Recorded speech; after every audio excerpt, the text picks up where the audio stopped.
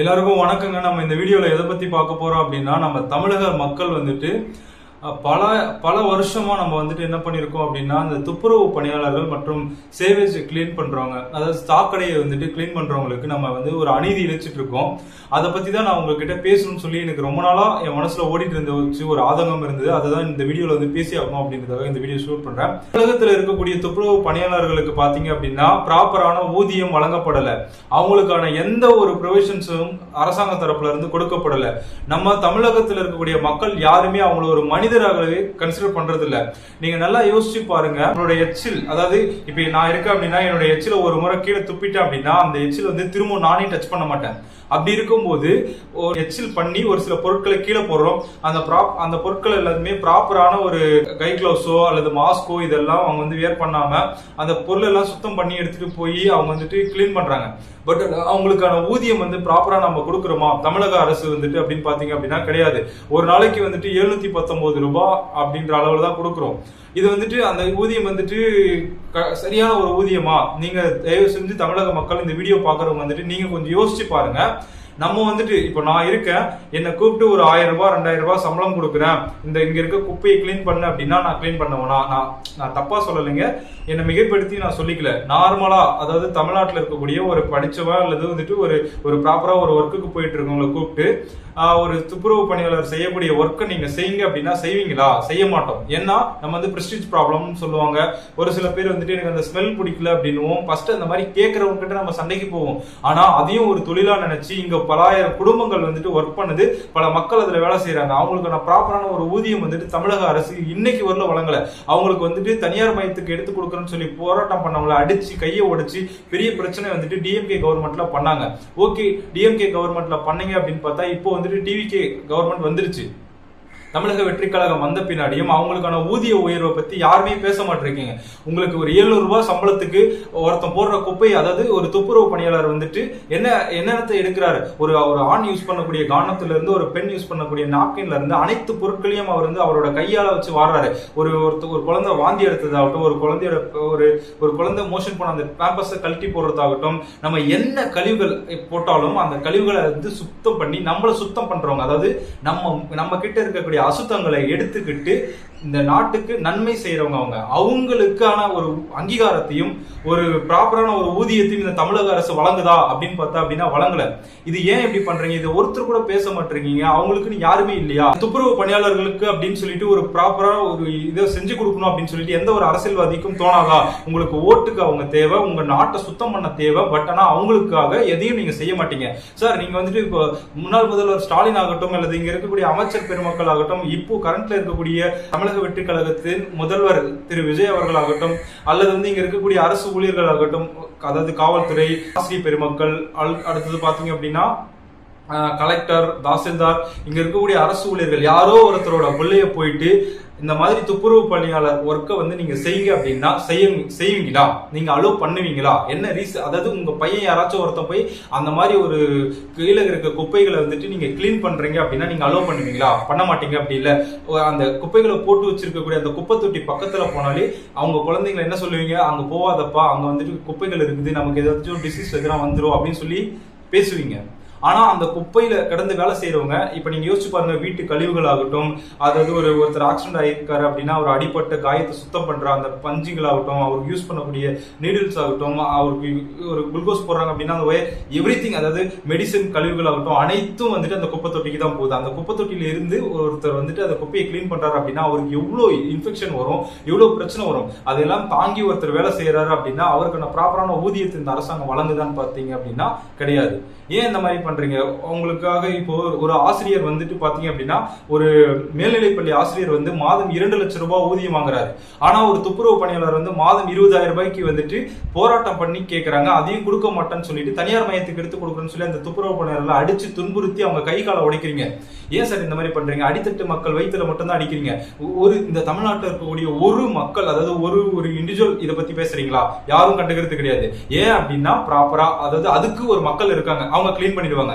இப்ப அதே துப்புரவு பணியாளர்கள் யாருமே நாங்க இந்த வேலைக்கு வர மாட்டோம், நாங்க யாருமே செய்ய மாட்டோம் அப்படின்னு சொல்லி ஒரு மாசம் லீவ் போட்டா சென்னை என்ன ஆகும்? நாத்தம் எடுத்துரும். புரியுதுங்களா? நீங்க ஒரு நாள் யூஸ் பண்ணக்கூடிய கழிவுகளோட அளவு உங்களுக்கு என்னன்னு தெரியுங்களா?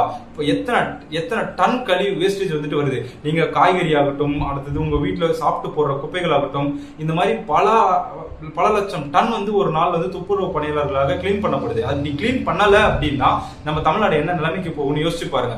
அவங்களுக்கு ப்ராப்பரா வந்துட்டு இந்த தனியார் மையத்துக்கு கொடுக்குற அந்த மாதிரி எல்லாம் சொல்லாம அவங்களுக்கு வந்து ஒரு நடுத்தர வாழ்க்கையை வாழக்கூடிய அளவுக்கு ஒரு சம்பளத்தை கொடுங்கன்னு தான் நான் கேட்கிறேன். நீங்க இப்ப கொடுக்குற அந்த 700 ரூபாய் அப்படின்ற சம்பளத்தை வந்துட்டு ஒரு 1500 ரூபாய் 2000 ரூபாய்க்கு கொடுங்க. ஏன்னா இப்போ வந்துட்டு நான் ஒரு ஆசிரியரா ஒர்க் பண்றேன் அப்படின்னா எனக்கு எந்த ஒரு நோயும் வரப்போறது இல்லை. ஏன்னா நான் வந்துட்டு ஒரு செக்யூரான பிளேஸ்ல போய் சுத்தமான இடத்துல வேலை செய்யறேன். நான் வந்துட்டு ஒரு காவலனா ஒர்க் பண்றேன் அப்படின்னா அங்கேயும் செக்யூரான இடத்துல சுத்தமான இடத்துல தான் நான் இருக்கேன். அப்படி ஆனா துப்புரவு பணியாளர்கள் அப்படின்னா அவங்களுக்கு ப்ராப்பரான ஒரு பொருட்கள் நீங்க கொடுக்கறது இல்ல. அவங்களோட பாதுகாத்துறதுக்கு இப்ப N95 மாஸ்க் கொடுக்குறீங்களா? கொடுக்கறது இல்ல. அவங்களுக்கு ப்ராப்பரா, அதாவது அரசாங்கம் வழி வகுத்திருக்கு இதெல்லாம் போட்டுட்டு தான் ஒரு ஆள் வந்துட்டு துப்புரவு பணியை செய்யணும் அப்படின்னு சொல்லிட்டு. ஆனா நீங்க வந்துட்டு இடையில இருக்கக்கூடிய அந்த டெண்டர் எடுக்கிறவங்க இவங்க எல்லாம் கொடுக்கறது இல்ல. அவங்க என்ன பண்றாங்க அப்படின்னா, நான் நிறைய இடத்துல சென்னையில பார்த்திருக்கேன், ஒரு கையில ஏதாச்சும் ஒரு கவர் மாதிரி பிளாஸ்டிக் கவரை வச்சுட்டு இன்னொரு கையில வந்துட்டு வெறும் கையால வாருவாங்க. அந்த வெறும் கையால வாடுறதுல எவ்வளவு கிருமி எவ்வளவு இது இருக்கோ, அவங்க போய் என்னதான் சோப் போட்டு வாஷ் பண்ணாலும் அது போகுமா? அப்படி அவங்க போய் சாப்பிட்டு அவங்களுக்கு ஹெல்த் இஷ்யூ வந்துட்டு நீங்க கொடுக்கக்கூடிய அந்த சம்பளம் அவங்களோட உடல்நல குறைபாட்டுக்கே சரியா போயிடும். அப்படி இருக்கும்போது அவங்க ஃபேமிலி எப்படி சார் ரன் பண்ணுவாங்க? தயவு கூர்ந்து தமிழக முதல்வர் திரு விஜய் அவர்களே உங்களை கையெடுத்து கும்பிட்டு நான் கேட்டுக்கிறேன். இந்த தமிழகத்துல இருக்கக்கூடிய துப்புரவு பணியாளர்கள் மற்றும் சேவேஜ் கிளீன் பண்றவங்க, அதாவது சாக்கடை சுத்தம் செய்யறவங்களுக்கு வந்துட்டு நீங்க தகுந்த அங்கீகாரம் கொடுத்து அரசாங்கத்துல நிரந்தர பணியை கொடுத்து அவங்களுக்கு வந்து ஊதியத்தை உயர்த்தி கொடுங்க. இப்ப வாங்குற சம்பளத்தோட டபுள் ட்ரிபிள் மடங்கு கொடுத்தீங்க அப்படின்னாலும் ஒன்றும் தப்பு இல்லை சார். நான் ஓப்பனா சொல்றேன், என் மேல பல பேர் நீங்க என்ன வேணாலும் கோவப்பட்டுக்கோங்க, அதை பத்தி எனக்கு கவலை இல்லை. இங்க இருக்கக்கூடிய ஆசிரியர் பெருமக்கள் வந்துட்டு 2 லட்சம் சம்பளம் வாங்கும் போது ஒரு துப்புரவு பணியாளர் ஏன் 20,000 ரூபாய் சம்பளம் வாங்கணும்? சொல்லுங்க சார். இவங்கள ஒப்பிடும்போது அவங்க எந்த அளவுக்கு கேவலமா போயிட்டாங்க. நம்ம தமிழகத்தில் இருக்கக்கூடிய அரசு ஊழியர்களை ஒப்பிடும்போது துப்புரவு பணியாளர்கள் எந்த விதத்துல குறைஞ்சு போயிட்டாங்க. அரசு ஊழியர்கள் அப்படின்னா அவங்க வந்துட்டு அரசாங்கத்துக்கு சேவை செய்ய வந்திருக்கீங்க. அதற்காக உங்களுக்கு வந்துட்டு அரசாங்கம் வந்து ஒரு தகுந்த ஊதியம் கொடுக்குது. ஆனா இங்க இருக்கக்கூடிய துப்புரவு பணியாளர்கள் என்ன தப்பு பண்றாங்க? அவங்களும் வந்துட்டு நமக்கு சேவை செய்ய தான் வந்திருக்காங்க. இங்க நாட்டை சுத்தம் பண்றாங்க. புரியுதுங்களா? நீங்க வந்துட்டு அரசு ஊழியர்களா இருந்து லஞ்சம் வாங்குறீங்க, இல்லீகல் ஆக்டிவிட்டிஸ்ல ஈடுபடுறீங்க, பல பிரச்சனைகளை நீங்க பண்றீங்க. அப்படி இருந்து உங்களுக்கு வந்து சம்பளம் வந்துட்டு உயர்த்தணும். ஆனா நம்ம நாட்டை சுத்தம் பண்ணி நம்மளை சுத்தமா வச்சு நம்மளுக்கு நோய் வராம தடுக்கக்கூடிய ஒரு துப்புரவு பணியாளர்கள் அல்லது அந்த சாக்கடை சுத்தம் செய்யறவங்களுக்கு தகுந்த ஊதியம் கொடுக்க மாட்டீங்க, தகுந்த அங்கீகாரம் கொடுக்க மாட்டீங்க. இதை தட்டி கேட்க நாதி இல்லையா? இல்ல நீங்க யாருமே இதை பத்தி பேச மாட்டீங்களா? என்ன சார் இது அநீதி இழைக்கிறீங்க? அதாவது ஒரு மக்களை வந்துட்டு வாழ்நாள் ஃபுல்லா அவங்கள வந்துட்டு அடித்தட்டாவே வச்சிருக்கோம் அப்படின்றது ரொம்ப தப்பு சார். அவங்களுக்கு எக்ஸ்ட்ரா ப்ரொவிஷன் கொடுங்க. அதாவது இப்போ ஒரு வெல் செட்டில்டு ஃபேமிலி அல்லது ஒரு மிடில் கிளாஸ் மக்களை கூப்பிட்டு நீங்க வந்துட்டு இந்த மாதிரி துப்புரவு பணியை செய்யுங்க, நம்ம நாட்டை சுத்தம் படுத்தணும், சாக்கடையை கிளீன் பண்ணுங்க வாங்கன்னு சொல்லி கூப்பிட்டா யாருனா வருவீங்களா? அப்படி இருக்கும்போது அந்த தொழிலை செய்யறவங்களுக்கு வந்துட்டு ப்ராப்பரா ஒரு அங்கீகாரம் கொடுங்க சார். அவங்க ஃபேமிலியில் இருக்கக்கூடிய மக்களுக்கு வந்துட்டு ஒரு சலுகை மாதிரி வழங்குங்க சார். இப்போ ராணுவத்துல போய் நாட்டை பாதுகாக்கிறாங்க அப்படின்னா அவங்களுக்கு வந்துட்டு இங்க நடக்கக்கூடிய காம்படிட்டிவ் எக்ஸாம்ல வந்துட்டு அவங்களுக்குன்னு ஒரு கோட்டா கொடுக்குறீங்க. காவலர்களுக்கு வந்துட்டு வாரிசு அடிப்படையில ஒரு கோட்டா கொடுக்குறீங்க. ஆனா துப்புரவு பணியாளர்களுக்கு வந்துட்டு எதுவுமே கிடையாது.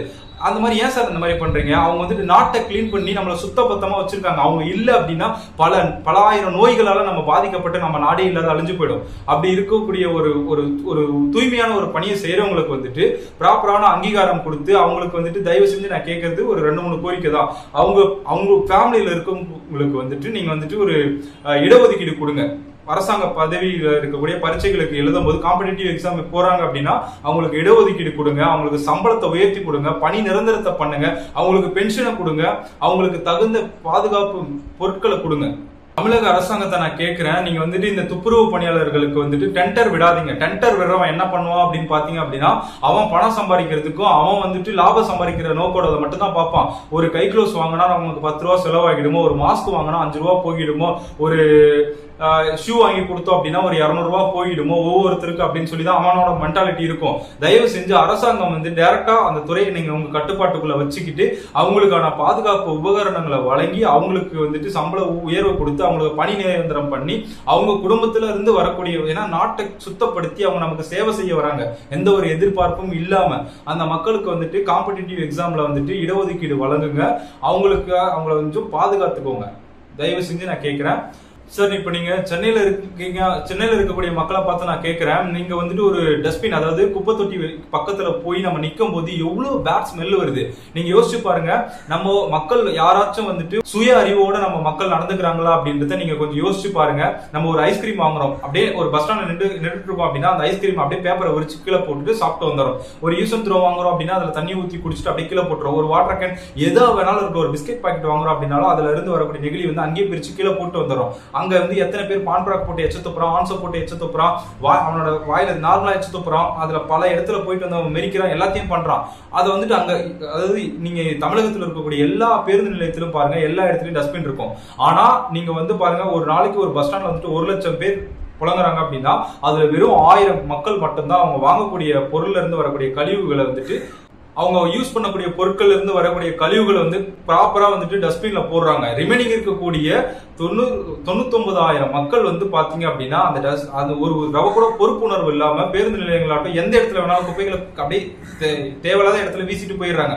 அப்படி இருக்கும்போது அதை போய் ஒருத்தன் கையை வச்சு பெருக்கி சுத்தப்படுத்துறாங்க அப்படின்னா அது எப்படி சார்? அவங்களை வந்துட்டு கீழ்த்தட்டாவே நீங்க வச்சிருக்க பாக்காதீங்க. தயவு செஞ்சு அவங்களுக்கான பெனிஃபிட்ஸை வழங்குங்க. நீங்க வந்துட்டு, நான் ஒரு சின்னதா ஒரு ஸ்டோரி சொல்லுங்க சார். ஒரு நாள் வந்துட்டு பஸ் ஸ்டாண்ட்ல பாத்தீங்க அப்படின்னா ஒரு நைட் அன்டைம்ல வந்துட்டு மாட்டிக்கிட்டேன். பஸ் வரதுக்கு லேட் ஆச்சு. நான் கொஞ்ச நேரம் வெயிட் பண்ணிட்டு இருக்கேன். அங்க வந்துட்டு ஒரு திடீர்னு வந்துட்டு சடனா பாத்தீங்க அப்படின்னா ஒரு 10 அக்கா அவங்க வந்துட்டு ஒரு தொடப்பம், அந்த குப்பைகளை பெருக்கிறதுக்கான உபகரணங்களை எடுத்துட்டு வந்துட்டு ராத்திரியில ஃபுல்லா கிளீன் பண்றாங்க. அவங்க கிளீன் பண்ணி போயிட்டே இருக்காங்க. பின்னாடியே பாத்தீங்க அப்படின்னா சைட்ல குப்பை போட்டே இருக்காங்க. ஒரு கொஞ்சமாச்சும் அறிவு இருக்கக்கூடிய ஒருத்தன் வந்துட்டு இப்பதான் பெருக்கி ப்ராப்பரா கிளீன் பண்ணிட்டு போறாங்க, அந்த இடத்துல நம்ம குப்பை போறமே நினைப்பான். நான் என் கண்ணு முன்னாடி எத்தனை பேர் பிரிச்சு போட்டாங்க. தயவு செஞ்சு தமிழக மக்கள் கொஞ்சமாச்சும் யோசிச்சு சிந்திச்சு செயல்படுங்க. இன்னைக்கு இந்த வீடியோ பாக்குற ஒவ்வொருத்தரும் வந்துட்டு, இந்த வீடியோ நான் எடுத்தது காரணம் என்ன அப்படின்னு பாத்தீங்க அப்படின்னா, இந்த வீடியோ பார்த்த யாராச்சும் ஒருத்தராச்சும் நம்ம இதுக்கப்புறம் வந்துட்டு நம்ம யூஸ் பண்ணக்கூடிய நெகிழிகளை வந்துட்டு ப்ராப்பரா குப்பை தொட்டியில போடணும், அவங்களோட பணி சுமையை நம்ம குறைக்கணும். அடுத்தது சாக்கடைகளை வந்துட்டு அனாவசியமான பொருட்களை போட்டு இந்த வாட்டர் கேன்கள் எல்லாம் போட்டு சாக்கடையை தடுத்து நிறுத்துறது வந்துட்டு தவறு அப்படின்றத உணர்வீங்க அப்படின்றத யாரோ ஒருத்தர் மனசுல அது தோணுனாலும் எனக்கு சந்தோஷம் சார். தமிழக முதல்வரே நீங்க வந்துட்டு தயவு செஞ்சு அந்த மக்களுக்கான சில சலுகைகளை வந்துட்டு வழங்குங்க அப்படின்னு நான் கேட்டுக்கிறேன் சார். சாக்கடை கிளீன் வந்துட்டு இருக்கிறதுலே நம்ம இந்த உலகத்திலே ஒரு மிகப்பெரிய கொடூரமான ஒரு விஷயம் அப்படின்னா மனித கழிவுகளை மனிதனே வாரி கிளீன் பண்றதுதான் சார். ஒரு மனுஷன் வந்து சக மனுஷன் வந்துட்டு அவன் பயன்படுத்தி தூக்கி எரிஞ்ச பொருட்களாகட்டும் அவனுடைய கழிவுகளை வந்துட்டு அகற்றி அதை சுத்தப்படுத்தி எடுத்துட்டு போய் அதை கிளீன் பண்றது அப்படின்றது ஒரு ரொம்ப ஒரு எப்படி சொல்றது சார், அவங்க ஒரு புனிதத்தன்மையான ஒரு வேலையை செய்யறாங்க. தயவு செஞ்சு அவங்களுக்கு வந்துட்டு அவங்க செய்யக்கூடிய இந்த புனிதமான வேலைக்கு வந்துட்டு தகுந்த அங்கீகாரம் வழங்குங்க. அதே போல துப்புரவு பணியாளர்களை பார்த்தா சடனா வந்துட்டு மூக்க பிடிக்கிறதும், அவங்க ஒரு இடத்துல வந்து நிக்கிறாங்க அப்படின்னா தள்ளி போய் நில்லுன்னு சொல்றதும், அவங்களை வந்து மரியாதை இல்லாம நடத்துறதும், என்ன சார் நம்ம வந்துட்டு எந்த நாட்டுல சார் நம்ம இருக்கோம்? ஒரு சேவை செய்யற மக்களை வந்துட்டு பாத்தீங்க அப்படின்னா நாயை விட கொடூரமா நடத்துறாங்க. ஒரு சில கடைகள்ல வந்துட்டு அவங்களுக்கு டீ கொடுக்கறது இல்ல, ஒரு சில கடைகள்ல ஹோட்டல்ல போனா சாப்பாடு கொடுக்கறது இல்ல, எங்க வியாபாரம் கெட்டுப்படி எட்டே போவோம்னு சொல்றீங்க. ஆனா அவங்க வந்து குப்பையை பெருக்கல அப்படின்னா நீங்க அங்க ஒரு ஹோட்டல் நடத்த முடியுமா, ஒரு கடை நடத்த முடியுமா? சொல்லுங்க சார். கொஞ்சம் அவங்களோட வாழ்க்கைக்குள்ள நீங்க யோசிச்சு பாருங்க சார். அவங்க வந்துட்டு எவ்வளவு கஷ்டப்படுறாங்க அப்படின்றது உங்களுக்கு புரியும். நம்ம ஒரு 10 பேர் சேர்ந்து ஒரு இடத்துல நின்று சாப்பிட்டு இருக்கோம் அப்படின்னா அங்க வந்து அந்த பொருட்கள் எல்லாம் கிளீன் பண்றாங்க அப்படின்னா அது எப்படி இருக்கும்? தமிழக அரசு பாத்தீங்க அப்படின்னா துப்புரவு பணியாளர்கள் மற்றும் சாக்கடை கிளீன் பண்றவங்களுக்கு பாத்தீங்க அப்படின்னா அவங்களுக்கு ஒரு ஹெல்த் இன்சூரன்ஸ் அவங்க ஃபேமிலிக்கு ப்ரொடெக்ஷனுக்காக கொடுக்கணும். அவங்களுக்கு தகுந்த எக்யூப்மெண்ட் வந்து ஃப்ரீயா வழங்கணும். அவங்களுக்கு பணி நியமனம் வந்துட்டு பண்ணி அவங்களுக்கு அரசாங்கத்துல வந்துட்டு ஊதியம் வந்து உயர்த்தி கொடுக்கணும். அதாவது குறைஞ்சபட்சம் ஒரு 40,000 இருந்து 50,000 சம்பளம் கொடுக்கணும் அப்படின்னு நான் உங்களை மன்றாடி வேண்டி கேட்டுக்கிறேன். இதுக்கு மக்கள் எல்லாரும் ஆதரவு தெரிவிங்க. நீங்க கொஞ்சம் நல்லா யோசிச்சு பாருங்க. சுயநலம் இல்லாத மக்களா இருந்தீங்க அப்படின்னா கொஞ்சம் யோசிச்சீங்கன்னா புரியும். நம்மளோட கழிவுகளை சுத்தப்படுத்தக்கூடிய மக்களுக்கு நம்ம கொடுக்கக்கூடிய இதுவே ரொம்ப ரொம்ப கம்மி தான். நீங்க கொஞ்சம் தயவு செஞ்சு அவங்கள கொஞ்சம் கண்காணிச்சு கொடுங்க சார். டிவிகே அரசாங்கத்துல பாத்தீங்க அப்படின்னா ஒரு இடத்துல பாத்தீங்க அப்படின்னா அந்த துப்புரவு பணியாளர்களை கூட்டு வந்து அவங்க வீட்டு ஃபங்க்ஷன்ல வந்துட்டு துப்புரவு பணியாளர்களை வச்சு அவங்களை வந்துட்டு கிளீன் பண்ண வைக்கிறீங்க. இந்த வீடியோவை அதிகமா ஷேர் பண்ணுங்க. தமிழக முதல்வருக்கு இந்த வீடியோ போய் சேர வரணும். அதிகமா ஷேர் பண்ணி விடுங்க, லைக் பண்ணுங்க, சப்ஸ்கிரைப் பண்ணுங்க. அடுத்தது நான் எந்த கண்டென்ட்டை பேசணும் அப்படின்றத கமெண்ட்ல தெரிவிங்க. நன்றி.